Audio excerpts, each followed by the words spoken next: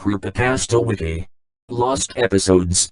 10,328 pages on this wiki. Comments in 423 2016, 177. Creepypasta starts now. I don't want to burst anyone's bubble here, so, if you believe in haunted lost episode legends and enjoy living in that world, maybe this isn't the post for you. Don't get me wrong, I hate when people complain about lack of realism in entertainment, and I think all kids need to believe in Santa and the Tooth Fairy, for as long as possible, but this is different.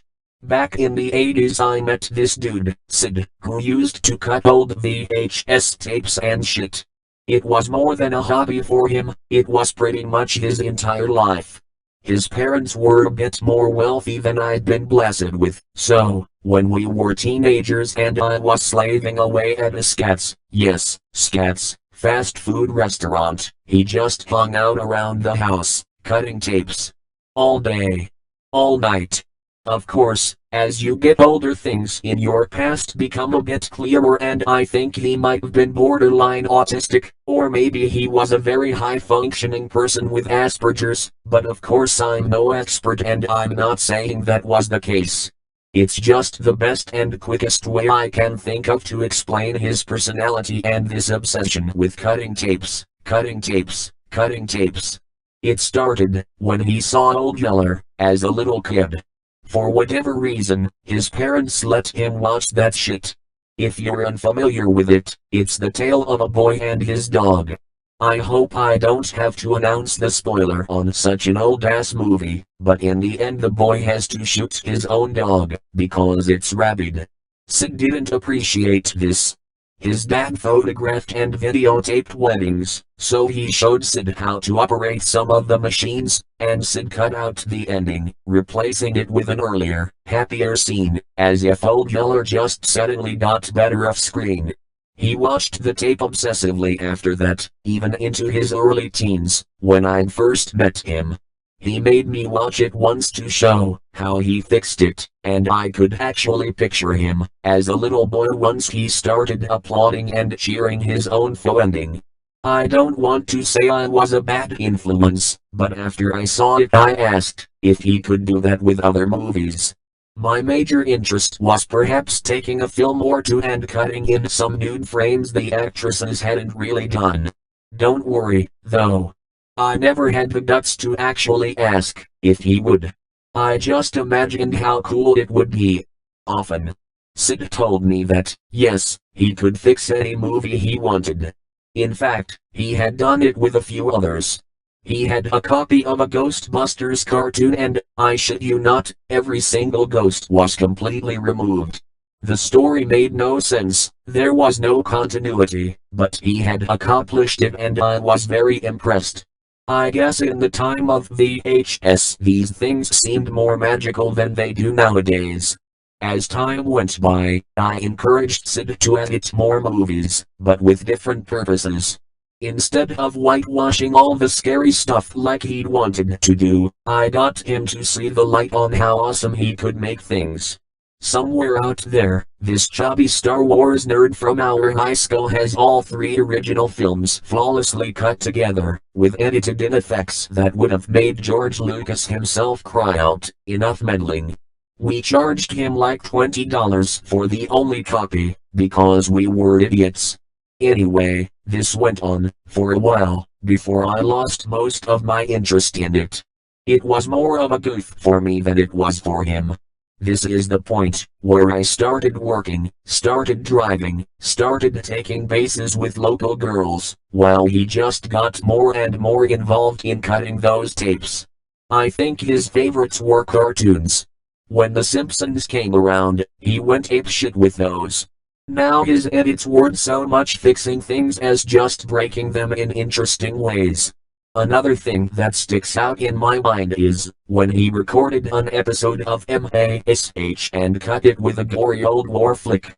Halfway through his version, the camp gets bombed, soldiers invade, everyone dies. At the end, he specifically worked in freeze frames of each cast member's face. Eyes closed. He had completely reversed his interests and embraced what had once terrified him, scary endings. He seemed to love things like long, drawn-out sequences in terrifying silence. He'd make me be quiet, while they played, too.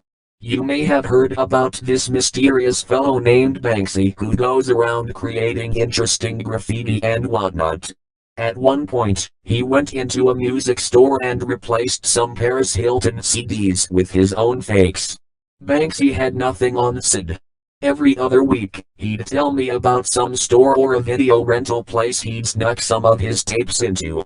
He swapped out the real ones for his versions, and then he'd start all over by cutting the ones he had stolen. At one point, when I hadn't heard from him in a long while, I stopped by his parents' house and found him in the garage. He'd set up his own little movie studio there, complete with a drawing board. He was actually animating entirely new content. All at once, I was both blown away by his artistic skill I'd never seen before, and very concerned about when this guy was going to come out of the dark and start acting normal like me. He barely looked up from his drawings, as we spoke. I asked him what any kid, now in his late teens, would ask. What the fuck is wrong with you? Seriously, dude. This is some crazy shit. It's work. I'm working. My work is just as important as anyone else's. Are you even selling these anymore, or are you just sneaking them into places? How much is all of this costing your dad? I don't care. I looked at what he was so fervently illustrating. Is that a headless body? Dancing? Yeah. That's pretty dark, man. I know. That's the point. I don't get it. Those tapes. I thought they were wrong, but over time I figured out the truth. Which is, the scary stuff is right. The happy endings are the lie. He just kept drawing, as I stood there. The silence was disturbing, and in that moment I could smell the BO coming off of him. It wasn't just sweat, either. It was a mingling of that and a foul ass and piss-soaked cloth. I hate to say it, but I gave up on him right then. It's that moment, when you look at someone you thought you knew, and all that you can think is, holy shit, I never realized they were this far gone. It wasn't until I was in my 30s that Sid crossed my mind again. I was pursuing the internet, just aimlessly wandering the web, when I came across a series of urban legends about strange VHS tapes, recut movies, and lost episodes. Some of these I recognized. I'd watched them with Sid, or I'd actually seen him in the middle of working on them. Every disturbing scene, every unbelievable anecdote. I believed it, because I had been there. Others. SpongeBob cartoons, episodes of iCarly or whatever, those shows came long after I'd made my break with Sid, but the style was all too familiar. Even the ones that didn't sound like his work seemed like they could have been broken copies or attempts at mimicking his work. He was still doing it. My God, it boggled my mind. I called up Sid's old number, not entirely sure I'd still find him there. It rang for minutes on end, and I knew that the search was hopeless. Even if he still lived with his parents, it wasn't likely they'd all still be at the same house by now. Still, I made it a point to drive out to his old place, to see if he was still in that garage, cutting tapes, or manipulating them via computer, or whatever he would be up to. When I passed by the house, the unkempt lawn was overgrown with huge, waist-high weeds. The dilapidated facade of the building, with its peeling paint on the shutters, missing roof tiles, and muck-filled gutters told me no one had lived here for a long time. I saw a note on the door, but couldn't read it from the road. Maybe it was something I could use to locate Sid and see if he'd ever gotten the help I now realized I should have given him. Pulling into the driveway, my headlights illuminated the garage door. It was windowless and vandalized with the gangster tags of some traveling band of assholes. The note on the door, as one might expect, spoke of a certain bank now owning the property. It noted that trespassing was heavily discouraged, and that at a certain point someone would be out to make sure the house was winterized. Whatever the hell that is. As I walked back to the car, defeated, something was nagging at me. I knew that Sid's parents kept a spare key under a false rock by the back stairs, basically by virtue of Sid locking us both out on several occasions. When I found that key, a sense of cold, gnawing dread swirled in my stomach. Who would move out and leave everything in place like this? The key was the most obvious thing, but flower pots and lawn decorations were still there. Sid's old, rusted-out coffee bike was leaning against the house, and had created thick rusty streaks along the aluminum siding. I don't even know what I expected to find, but using the key, I entered the house. The smell was overwhelming. Not a putrid smell, nothing rotten or decaying, just the smell of... I don't know if this would make any sense to you, but the smell of electricity. Like burning dust on a light bulb or a heater giving off a peculiar warmed metal odor. That was the least of my concerns, however, as I saw everything, just as I had left it. Everything Sid's family owned was frozen in time. The dining room table we'd all sat at on many occasions was dust-covered and supported an emaciated dead rat which had all but turned to dust. The television, that bulky, oversized television set we'd all sat around to watch Sid's tapes and laud his creativity, it sat where it always had been, silently displaying a violent bombardment of black and white static. As I moved through the rooms, the sense of panic and discomfort within me only grew. Every fiber of my being was shouting, "Run! Run, you fucking idiot!" Still, I pressed on into Sid's bedroom. It was now empty and in disrepair, his prized action figures and blank videotapes, hundreds of videotapes, stale and water damaged. I almost wanted to call out, to shout Sid, and wait for him to appear, as if nothing was out of the ordinary. I went into his parents' bedroom. There, lying in bed, were two motionless bodies. Gaunt. Gray. Half turned to dust, just like the rat in the dining room. I could scarcely believe what I was seeing with my own eyes. Not only were two dead bodies slowly dissipating within the confines of this once idyllic suburban household, but nobody had even checked on them. Nobody had discovered this until now. My mind raced.